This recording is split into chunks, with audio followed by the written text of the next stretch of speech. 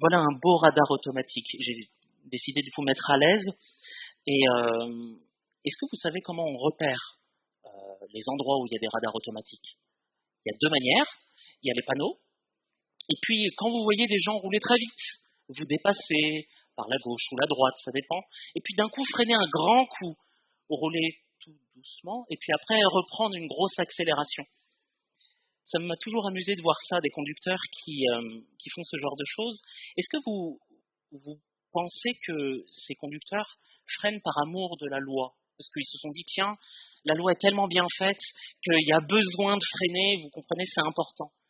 Est-ce que vous pensez que tout simplement ils ont oublié? Ou vous pensez juste qu'ils aimeraient éviter 135 € d'amende et 1 ou 2 points sur leur permis?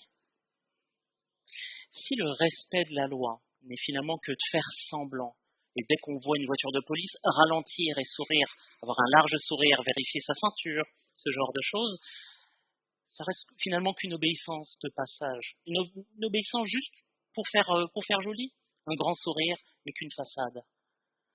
Certains pensent que dans la Bible, il en est de même, et que c'est ça l'obéissance chrétienne. Suivre les commandements d'un Dieu méchant qui n'attend que ça, que l'on puisse tomber pour pouvoir nous envoyer des malédictions. Il n'y a vraiment aucun plaisir, aucune joie à servir un tel Dieu. La Bible, bien au contraire, nous donne une autre définition de ce qu'est l'obéissance chrétienne et dans quel état d'esprit nous pouvons suivre Christ.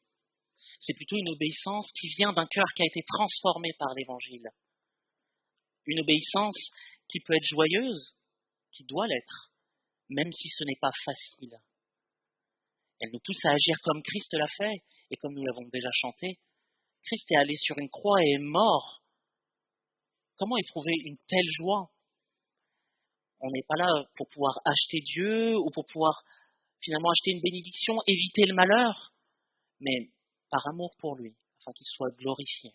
Nous pouvons lui obéir joyeusement. Oui, nous allons parler d'obéissance, et d'obéissance dans la joie, et la joie qui en découle quand on sert Christ.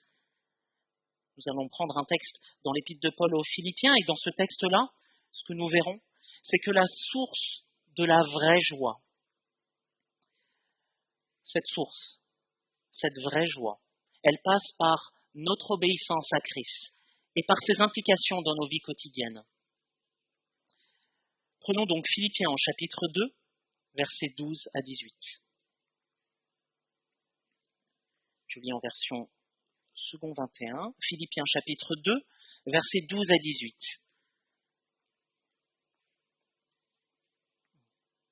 Le regard est trop bas.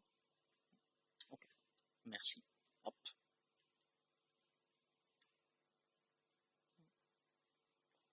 Je touche pas sinon. C'est pas grave. Merci quand même. Ainsi, mes bien-aimés, vous qui avez toujours obéi, non seulement quand j'étais présent, mais bien plus encore maintenant que je suis absent. Mettez en œuvre votre salut avec crainte et profond respect. En effet, c'est Dieu qui produit en vous le vouloir et le faire pour son projet bienveillant. Faites tout sans murmure ni contestation, afin d'être irréprochables et purs, des enfants de Dieu sans défaut, au milieu d'une génération perverse et corrompue. C'est comme des flambeaux dans le monde, que vous brillez parmi eux en portant la parole de vie. Je pourrais alors être fier, le jour de Christ, de n'avoir pas couru ni travaillé pour rien. Et même si mon sang doit couler pour le sacrifice et le service de votre foi, j'en suis heureux, et je me réjouis avec vous tous. Vous aussi, soyez de même heureux, et réjouissez-vous avec moi. Amen.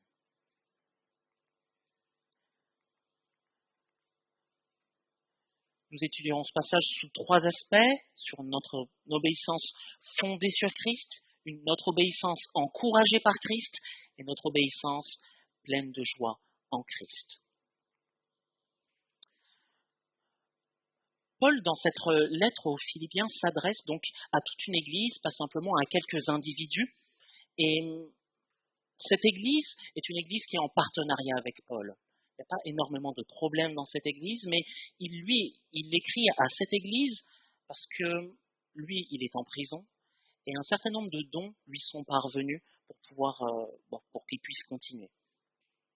À partir du chapitre 1er, verset 27, au chapitre 2, verset 30, Paul va commencer à leur expliquer ce que devrait être le comportement d'un chrétien, un comportement digne de l'évangile de Christ.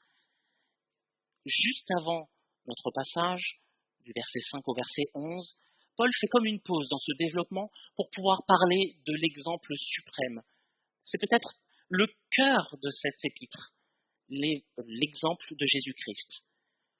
Je ne lis que le verset 5 pour l'instant. Ayez entre vous les dispositions qui sont en Jésus-Christ. L'encouragement est fort ici. Paul s'adresse aux Philippiens et s'appuie sur ce seul modèle, Christ, Christ et Christ. Et c'est sur ce fondement que les Philippiens obéissent déjà, c'est ce qu'on voit au verset 12, ils ont toujours obéi. Et il les incite à continuer à obéir, qu'ils soient présents ou pas.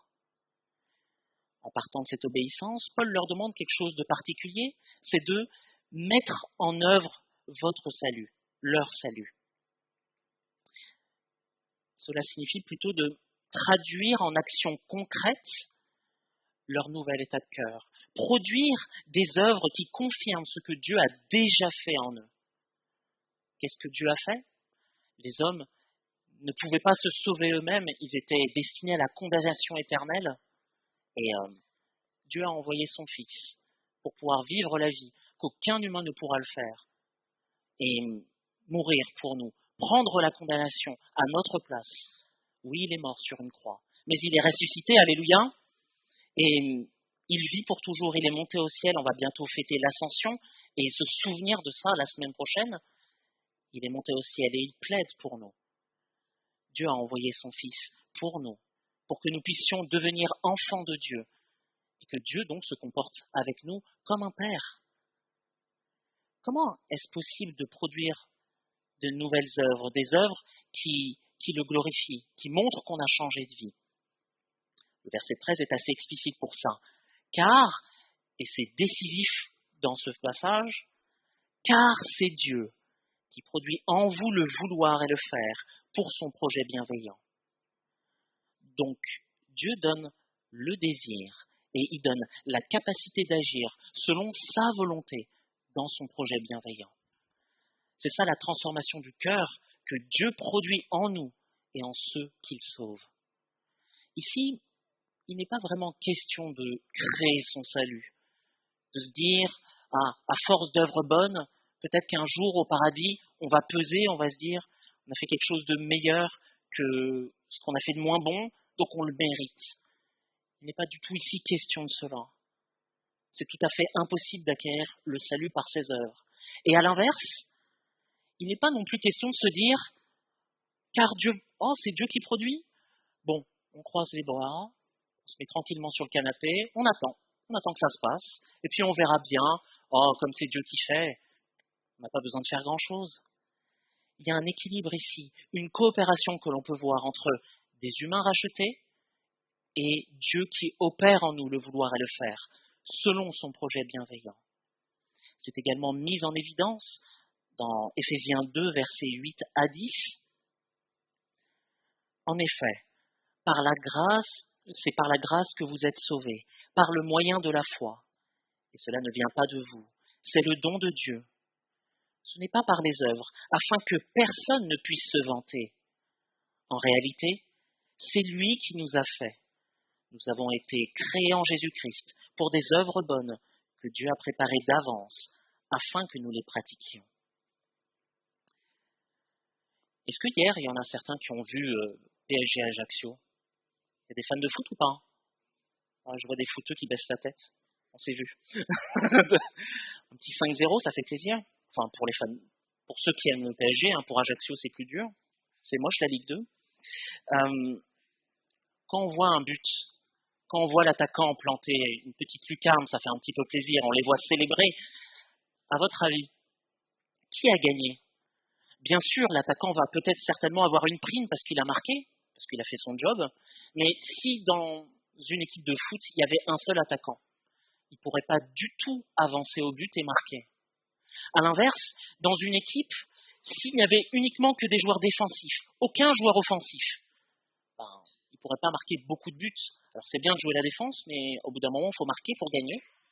Et on constate même que quand il y a un but, il y a un certain nombre de gens qui sont sur le banc, des gens du staff qui aussi se réjouissent.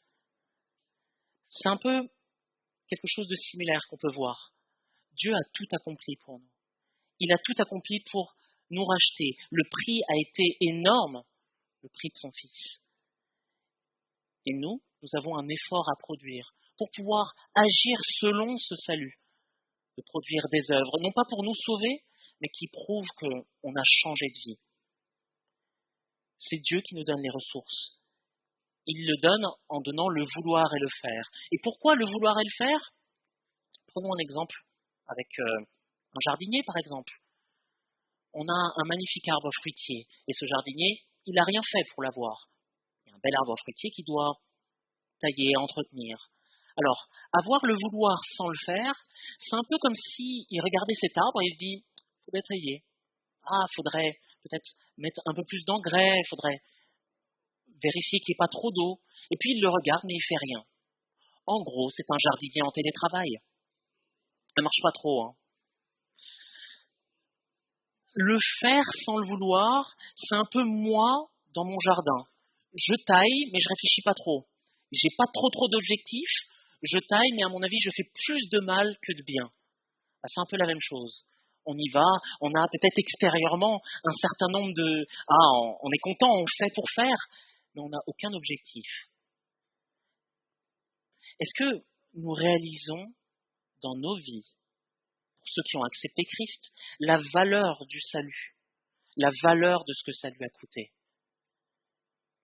Est-ce qu'il nous arrive de réfléchir à ça et de voir dans nos semaines comment ça se passe, de se dire, de s'arrêter un peu et de réfléchir à ce salut? C'est comme si nous recevions une somme énorme en héritage. Vraiment quelque chose, imaginez un chiffre, multipliez-le encore par 10, par 100 encore. On n'a rien fait pour recevoir un héritage. On n'a ni travaillé et ce n'est ni mérité, c'est une pure grâce. Le sacrifice de Christ est infiniment plus et c'est une bonne raison d'agir dans nos vies avec une crainte et un profond respect pour lui. En regardant Christ, nous avons la source et la base sur laquelle nos actions ont du sens pour agir selon son bon plaisir, c'est-à-dire dans son projet bienveillant. La vraie joie, elle découle de notre obéissance à l'image de ce que Christ a fait pour nous. Par la suite, Paul donne un autre impératif en lien avec mettre en œuvre son salut. Et nous le voyons au verset 15 qui est affiché, de briller de la lumière de Christ dans le monde. Alors, Paul s'adresse bien sûr à des individus, mais là il s'adresse à toute la communauté, à tous les Philippiens en tant qu'Église. Et on a un peu l'impression qu'il donne des ordres, alors ce n'est pas réellement le cas. Il les exhorte réellement à agir selon ce qu'eux, ils ont reçu, selon ce que Dieu a fait dans leur vie, et de ne pas rester inactifs. Il les encourage, il les presse à suivre l'exemple de Christ. Et cet exemple, c'est être des lumières dans ce monde. Jésus, dans Jean chapitre 8, verset 12, le dira qu'il est lui-même la lumière du monde. Et en Matthieu 5, verset 14, Jésus dira de ses disciples qu'ils sont sel et lumière dans le monde. Il peut arriver que nous tombions, nous ne soyons pas parfaits. Et quand on se regarde honnêtement, on sent que ce n'est pas tous les jours la perfection. Et pourtant, selon le verset 13, et c'est ce qui nous encourage, c'est Dieu qui nous aide. C'est Dieu qui nous relève quand on revient à lui. Et on peut réellement briller dans ce monde et agir comme tel. Nous devons clairement faire la différence. Voilà le propos de Paul. Il qualifie la génération actuelle d'une génération perverse et corrompue, littéralement tordue, qui tord la vérité, qui n'agit pas selon ce que le monde devrait être. Alors, une réflexion peut-être. Comment faire pour briller, pratiquement? Le verset 14 est explicite, plutôt court. Faites tout sans murmure ni contestation. À la lecture de ce passage et de ce verset, ceux qui connaissent la Bible, ou même d'autres, racontons l'histoire, pensent au peuple d'Israël. On trouve cette histoire dans le livre de l'Exode. Dieu a décidé de sauver un peuple. Et il ne l'a pas sauvé seulement en disant vous êtes libres. Il y avait un esclavage pesant sur eux. Et pourtant, Dieu les a sauvés avec force. Il a ouvert une mer en deux. Il a fait passer à pied sec tout le peuple. Et puis après, ça s'est refermé sur les Égyptiens. Dommage. Dieu les a délivrés avec force. Leur a donné à manger, leur a donné à boire dans un désert chaud. Il est même jusqu'à aller les diriger avec une colonne de nuée le jour, pour leur faire aussi de l'ombre et les diriger, et une colonne de feu la nuit, pour les éclairer. C'est pas dingue, ça? Et pourtant, ce peuple n'a fait que de murmurer. Murmurer, parce qu'ils préféraient l'esclavage. Oh, il y avait de la viande en Égypte, alors qu'ils étaient libres dans ce désert. Qu'est-ce qui s'est passé à cause de ces murmures? Toute cette première génération sont morts dans le désert sans voir le pays promis. Alors c'est facile de jeter la pierre, et j'ai déjà eu ce réflexe, mais finalement, quand on regarde un peu notre vie, est-ce que ça ne nous arrive pas quelquefois un peu de murmurer en pensant que Dieu n'est pas si bon que ça, et qu'on serait capable de faire mieux nous-mêmes sans lui? Les murmures contre Dieu, contre le prochain, les jugements sont un poison dans les églises. Ça détruit toute communion fraternelle, ça crée des clans, et après on se monte les uns contre les autres. Et ça n'a rien à voir avec ce que Dieu attend d'un comportement chrétien. Paul en parlera dans le chapitre 2, versets 2 et 4, je vous le cite. « Rendez ma joie parfaite, en vivant en plein accord. Ayez un même amour, un même cœur, une unité de pensée. Ne faites rien par esprit de rivalité ou par désir d'une gloire sans valeur, mais avec humilité, considérez les autres comme supérieurs à vous-même.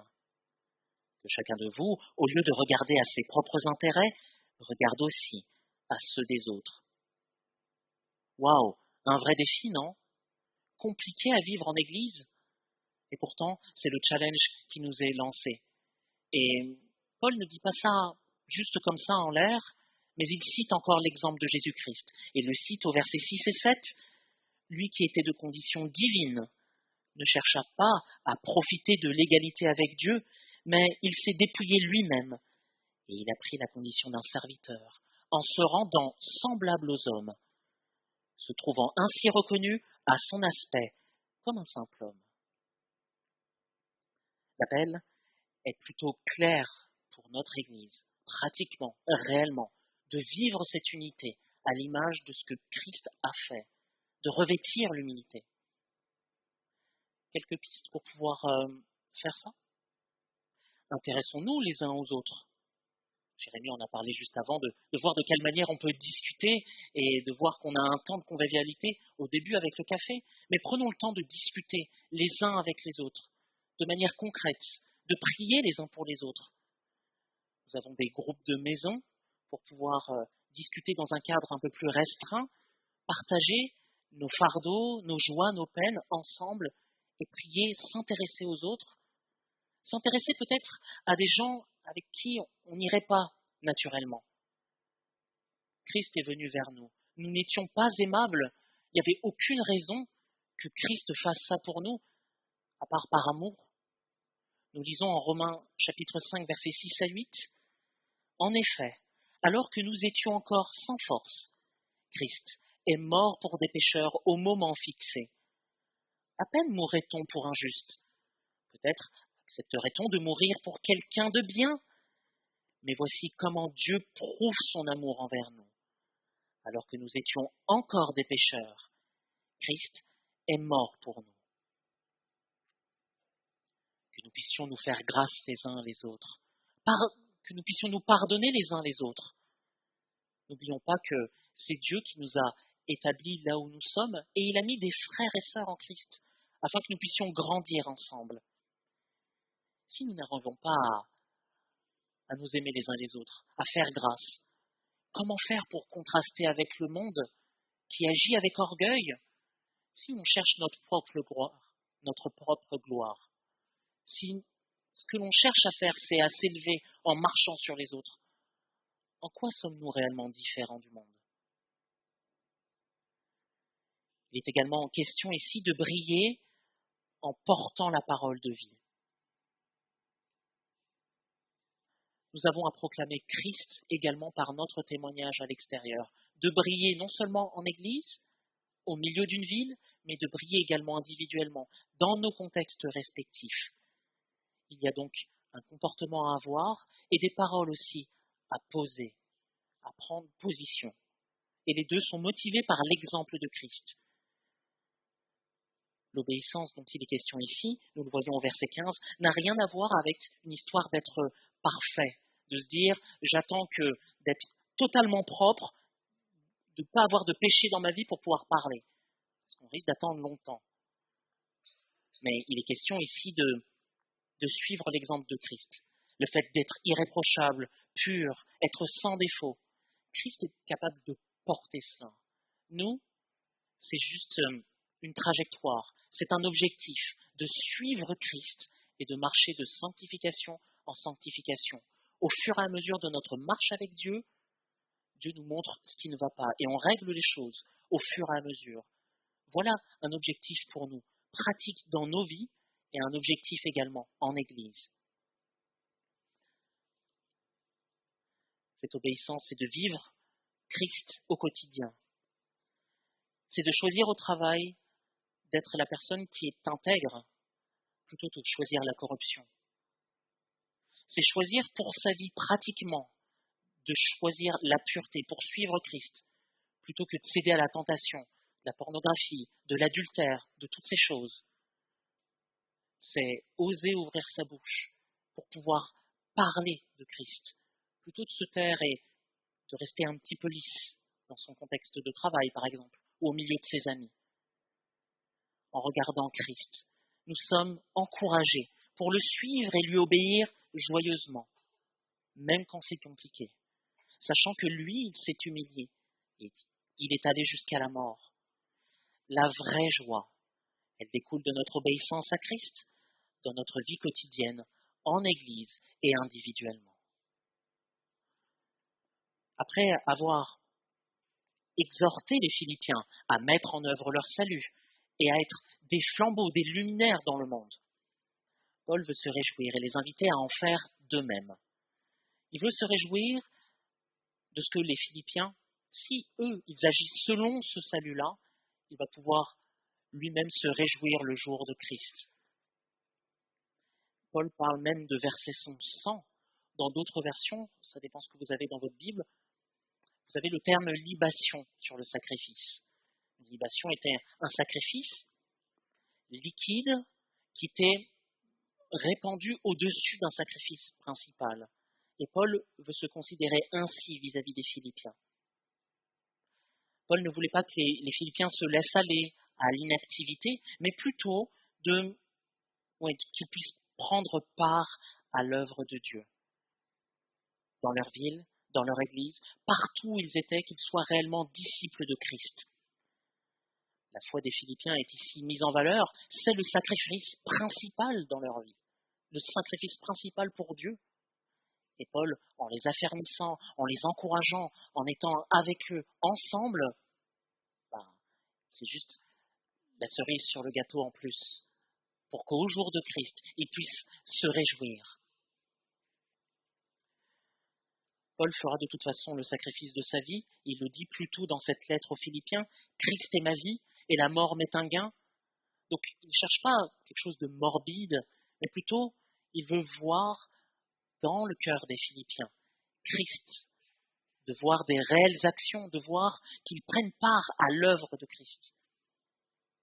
Quand nous sommes là où Dieu nous place pour briller, que nous prenons nos responsabilités et nous cherchons réellement, authentiquement, à suivre Christ. C'est un réel sacrifice. Oui, on en a parlé de l'obéissance avec la joie, Mais la difficulté est réelle et nous le voyons dans nos vies, d'ailleurs, à ce propos. Qu'est-ce qui nous empêche de briller pratiquement? Si on regarde notre semaine passée, pourquoi on n'a pas brillé? Pourquoi on n'a pas cherché peut-être à dire quelque chose de Christ, à influencer?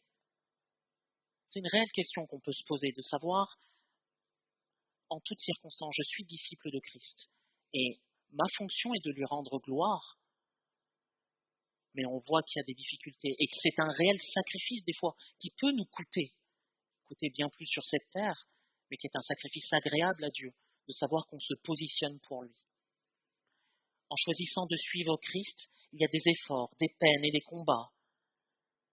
Jésus n'a pas promis que ça allait être simple, mais il y a une joie qui s'en dégage. Et c'est quelque chose de particulier, un marqueur dans nos vies de disciples, de serviteurs de Christ. Il y a une réelle joie qui se dégage de cela. Rien à voir avec une joie parce qu'il y a quelque chose d'agréable, mais une joie d'honorer notre Maître et notre Seigneur. Mais il y a, et nous le voyons dans ce texte, il y a de la joie pour ceux qui sont nos responsables. On voit Paul parler du jour de Christ, de ne pas avoir couru ni travaillé pour rien. Nos responsables peuvent se réjouir d'être au bon endroit pour pouvoir enseigner droitement l'Évangile. Et eux, ils peuvent se réjouir quand nous sommes réceptifs et que nous prenons réellement notre part. Non pas parce que c'est eux qui auraient convaincu, mais parce que c'est Dieu qui agit réellement. Et il utilise les serviteurs qu'il a lui-même mis en place pour pouvoir nous enseigner la parole réellement. Et donc c'est une réelle joie pour eux, et ça les encourage aussi. Pensez à la joie de ceux qui ont fondé cette Église, ceux qui l'ont fondée avec un petit groupe, et de voir qu'aujourd'hui, l'Église remplit correctement sa fonction, de former des disciples qui en forment d'autres, jusqu'à voir des implantations d'implantations. On a eu il y a quelques semaines le responsable d'implantation pour Provins, qui est une implantation d'implantation qui vient de cette Église. Quelle joie pour ceux qui ont démarré quelque chose, qui ont eu des combats, qui ont eu des difficultés, et de voir l'Église perdurer encore. Ensemble, nous sommes des instruments dans les mains de Dieu. Oui, nous avons une part à jouer, une responsabilité, mais c'est à Dieu que revient le résultat. C'est à lui, d'ailleurs, que revient toute gloire. Nous sommes bien loin de l'idéal de bonheur et de joie qu'on peut nous vendre encore aujourd'hui. On parle ici d'effort, on parle ici de responsabilité, mais on parle également de joie, et de joie éternelle. D'ailleurs, qu'est-ce que lui, Jésus, a fait? Lisons en Philippiens 2, versets 8 à 11, la fin de cette partie de ce cœur qui résume l'Évangile. Il s'abaissa lui-même, en devenant obéissant jusqu'à subir la mort. Oui, la mort sur la croix. C'est pourquoi Dieu l'a élevé à la plus haute place et lui a donné le nom, qui est au-dessus de tout nom, pour qu'au nom de Jésus, tout être s'agenouille dans les cieux, sur la terre et jusque sous la terre, et que chacun déclare « Jésus-Christ est Seigneur », à la gloire de Dieu le Père. En regardant Christ, nous sommes pleins de joie, malgré l'effort que cela suscite, sachant l'exemple que Christ lui-même nous a laissé.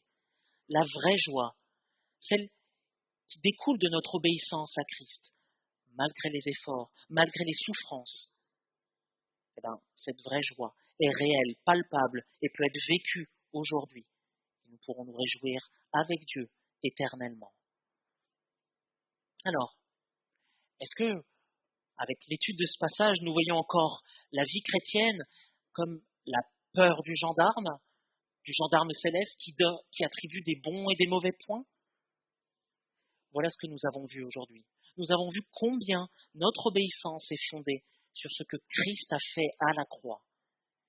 Qu'elle pouvait être une obéissance joyeuse, encouragée par l'exemple de Jésus-Christ, qui a été jusqu'au bout pour nous. Et que cette joie, malgré la souffrance, elle est bien réelle. Oui, la souffrance existe et les combats font rage. Mais cette joie, elle est bien réelle. Et nous pouvons la vivre réellement en Église et individuellement. La vraie joie, celle qui dure jusque dans l'éternité, découle de notre obéissance à l'image de Christ et de la mise en œuvre du salut qu'il nous a acquis. De cette manière-là, nous pourrons dire de la même chose que ce que dit Paul et de la manière qu'il conclut. Vous aussi, soyez de même heureux et réjouissez-vous avec moi. Nous prions.